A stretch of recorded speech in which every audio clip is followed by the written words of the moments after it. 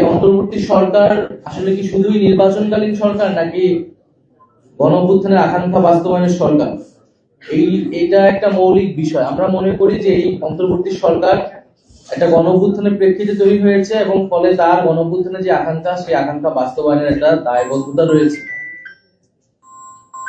শুধু নির্বাচন আয়োজন নয়, বরং জুলাই গণহত্যা সহ বিগত আমলের অপরাধ সমূহ এবং তার বিচার এবং রাষ্ট্রের মৌলিক সংস্কার মধ্য দিয়েই সরকারকে নির্বাচনের দিকে আসলে যেতে হবে।